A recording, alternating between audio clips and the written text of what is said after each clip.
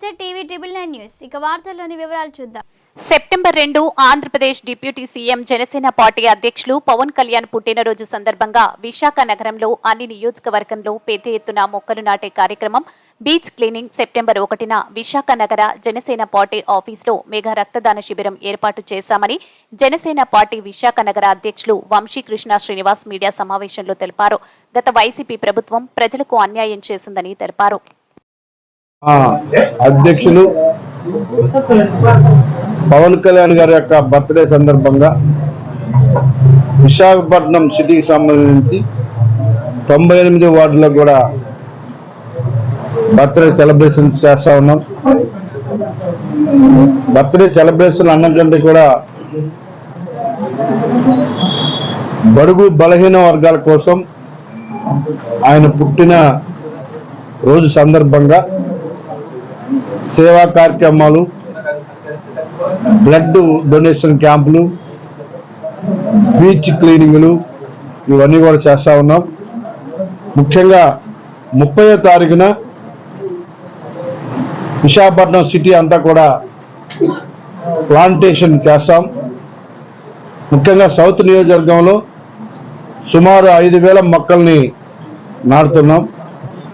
ఆ ప్రాంతం అంతా కూడా కాలుష్యం ఉంటుంది కాబట్టి దానికి అటవీ శాఖ కానీ ముఖ్యంగా పోర్టు వాళ్ళు పూర్తిగా సహకరిస్తూ ఉన్నారు. ఆ ప్రాంతాన్ని అంతా కూడా గ్రీనరీ చేయాలని చైర్మన్ గారికి ఆ టీం అందరూ కూడా మనస్ఫూర్తిగా ధన్యవాదాలు. మొత్తం ఉదయాన్నే స్టార్ట్ అయ్యి సౌత్ నియోజకవర్గం అంతా కూడా మొక్కలు ప్రతి వార్డులో కూడా మొక్కలు నాటే కార్యక్రమం చేస్తాం. అలాగే అన్ని నియోజకవర్గాల్లో కూడా మొక్కలు నాటుతాం. పవన్ కళ్యాణ్ గారి యొక్క ఆశయాల కోసం ఈ ప్రజలకు ఆయన ఏం చేయాలని కోరుకుంటున్నారో అదే బాటలో జన సైనికులందరం కూడా నడవడానికి సిద్ధంగా ఉన్నామని చెప్పి మీకు తెలియజేస్తా ఉన్నాం. 31 మార్నింగ్ 7 గంటలకి ఆర్కే బీచ్లో బీచ్ క్లీనింగ్ చేస్తాం. అంతా జన సైనికులందరూ సిటీలో ఉన్నటువంటి ప్రతి ఒక్కరు కూడా ఆ కార్యక్రమంలో పాల్గొంటారు. ఆ తర్వాత సెప్టెంబర్ 1 ఉదయం 7 గంటల నుంచి సాయంత్రం 8 గంటల వరకు కూడా పార్టీ ఆఫీసులోనే మేము అందరం ముఖ్య నాయకులు అందరం ఉంటాం. ఇక్కడ బ్లడ్ డొనేషన్ క్యాంపు కంటిన్యూగా రన్ అవుతా ఉంది మార్నింగ్ నుంచి ఈవినింగ్ వరకు. అలాగే పార్టీలో జాయినింగ్స్ కూడా ఉన్నాయి చాలా. ఆ జాయినింగ్స్ అన్ని కూడా అదే రోజున ఇక్కడే జాయినింగ్స్ కూడా అన్ని కూడా పెడతాం. ఆ రోజు ఉదయం నుంచి సాయంత్రం కూడా నాయకులు అందరం కూడా ఇదే ఆఫీసులో అందుబాటులో ఉంటాం. ప్రతి ఒక్కరు కూడా ఎవరైతే ఈ రాష్ట్రంలో బ్లడ్ కొరతతో ఇబ్బంది పడుతున్నారో ప్రతి ఒక్కరికి కూడా బ్లడ్ ఇచ్చే విధంగా జన సైనికులు అందరూ కూడా బ్లడ్ ఇస్తా ఉన్నారు. ఇక్కడ చాలా బ్లడ్ కొరత ఉంది విశాఖపట్నంలో. ఆ కొరతను తగ్గించడానికి మా వంతు మేము కృషి చేస్తాం. ఇకపోతే పుట్టినరోజున 2వ తారీఖున 98 వార్డులో కూడా బర్త్డే సెలబ్రేషన్ జరుగుతాయి. ఎక్కడ ఇన్ఛార్జీలు అక్కడ అన్ని కార్యక్రమాల్లో పాల్గొంటారు. వాడవాడలో కూడా ఒక పండుగ వాతావరణంలో పవన్ కళ్యాణ్ గారి యొక్క బర్త్డే సెలబ్రేషన్ జరుగుతాయి. పేదలకి అండగా ఉండడమే లక్ష్యం, బడుగు బలహీన వర్గాలకు అండగా ఉండడమే లక్ష్యం. కాబట్టి ఎన్నో సేవా కార్యక్రమాలతో ఒక పండుగ వాతావరణంలో వచ్చే 3 రోజులు ఉంటున్నాయని చెప్పేసి మీకు తెలియజేస్తా ఉన్నాం.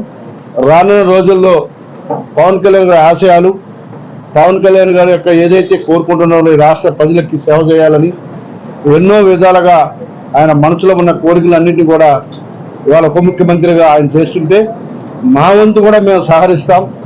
ప్రతి ఒక్క జనసేన కూడా ఆయన కోరికలు కానీ ఆయన ఆశయాల కోసం కష్టపడాలని చెప్పేసి మేమందరం కూడా డిసైడ్ అయ్యాం. కాబట్టి ఇవాళ అద్భుతమైన పరిపాలన జరుగుతుంది ఈ రాష్ట్రంలో. అందులో మేము భాగస్వాములైనందుకు చాలా హ్యాపీగా ఉంది. ముఖ్యంగా విశాఖపట్నంలో అభివృద్ధి కార్యక్రమాలు అన్నీ కూడా ఊపందుకుంటా ఉన్నాయి. నిన్నే రివ్యూ మీటింగ్ కూడా అయింది.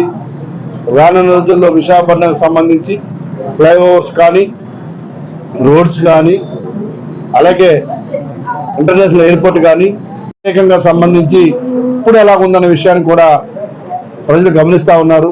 ఒక రాక్షస పాలన నుంచి బయటకు వచ్చి ఒక పండుగ వాతావరణంలో ఇవాళ ఈ రాష్ట్ర ప్రజలందరూ కూడా ఉన్నారు. ఈ రాష్ట్ర అభివృద్ధిని కోరుకుంటా ఉన్నారు. కాబట్టి ఒక అద్భుతమైన మెజార్టీ ఇచ్చి ఇవాళ ముందుకు వెళ్తా ఉన్నాం.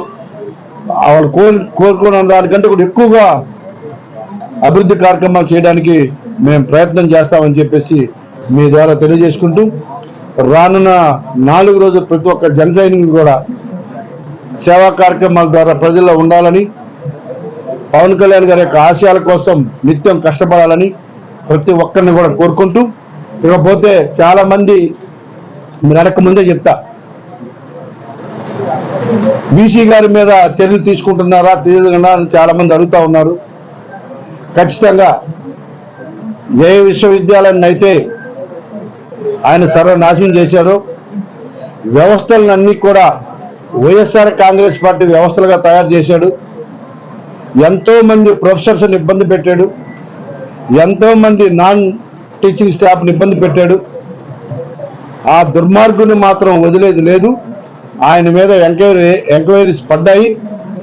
ఖచ్చితంగా చట్టపరి ఎక్కడైతే ఒక జంగిల్లాగా, అంటే కాంక్రీట్ అన్నం కంటే ఐరన్తో చుట్టూ బంధించినట్టుగా చేసిన ఆ బంధించిన కూడా ఆ కటకటాలన్నీ కూడా తీయడం జరిగింది.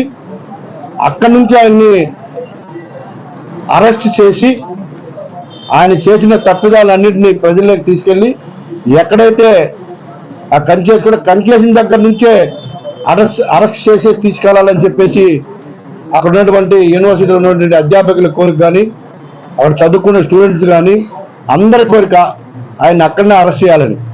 ఖచ్చితంగా చట్టం తన పని తాను తీసుకెళ్తుంది. తనను మాత్రం వ్యవస్థలను పాడు చేసి, యూనివర్సిటీని పాడు చేసి, ఎంతో మంది నాయకుల జీవితాలను కూడా పాడు చేసిన వ్యక్తి అతనే.